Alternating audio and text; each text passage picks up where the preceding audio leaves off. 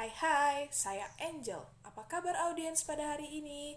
Melalui video ini, saya akan menyampaikan penyelesaian dari persamaan diferensial. Jadi, jangan lupa ditonton sampai habis ya videonya.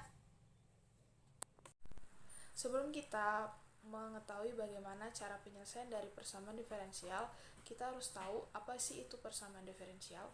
Persamaan diferensial adalah suatu hubungan yang terdapat antara suatu variabel independen x, suatu variabel y, dan satu atau lebih turunan dari y terhadap x. Contohnya, x kuadrat dikali dy per dx sama dengan y kali sin x sama dengan 0.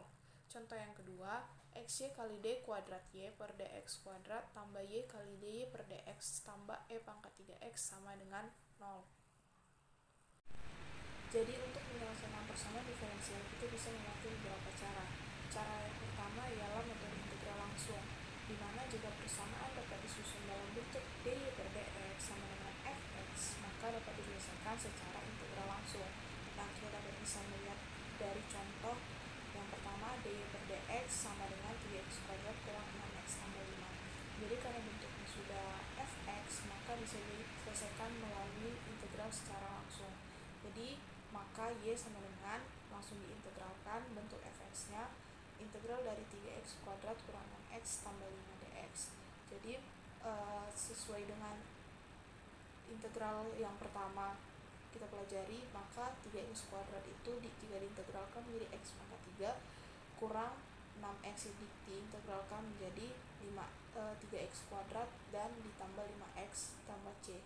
Jadi jawabannya ialah x pangkat 3 kurang 3x kuadrat tambah 5x tambah c. Selanjutnya, cara yang kedua yaitu metode pemisahan variabel.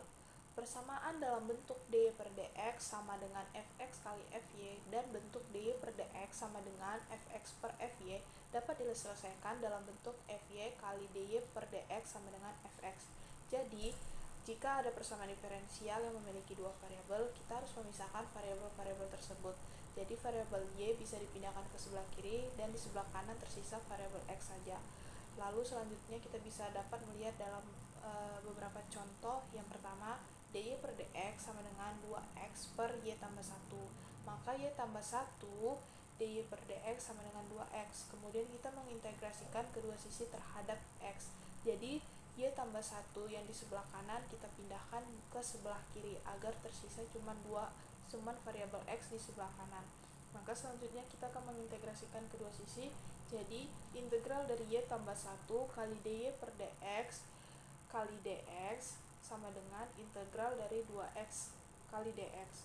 Jadi integral y tambah 1 kali dy sama dengan integral 2x kali dx, maka didapat setengah y kuadrat tambah y sama dengan x kuadrat ditambah c. Jadi semuanya akan kembali lagi ke dalam bentuk integral dan menghitung dalam bentuk integral seperti biasa. Lalu jika tadi contoh soal yang pertama adalah bentuknya dalam bentuk pembagian, maka contoh soal yang kedua bentuknya dalam bentuk perkalian. Jadi soal yang kedua ialah selesaikanlah dy per dx sama dengan 1 tambah x dikali 1 tambah y. Maka bisa dijawab 1 per 1 tambah y kali dy per dx sama dengan 1 tambah x. Lalu kita akan mengintegrasikan kedua sisi terhadap x. Maka akan menjadi integral dari 1 per 1 tambah y kali dy per dx kali dx sama dengan integral dari 1 tambah x kali dx. Lalu integral dari 1 per 1 tambah y kali dy sama dengan integral dari 1 tambah x per dx. Maka akan didapat ln 1 tambah y sama dengan x tambah x kuadrat per 2 ditambah c. Jadi kembali ke prinsip awal, yang variabel y dipindahkan ke sebelah kiri, yang variabel x tetap di sebelah kanan. Dan itu merupakan cara penyelesaian persamaan diferensial dengan cara metode pemisahan variabel. Maka kesimpulan yang dapat diambil yang pertama, persamaan diferensial itu merupakan hubungan antara suatu variabel, bisa variabel x, y, maupun z, atau hanya variabel x, y, ataupun z.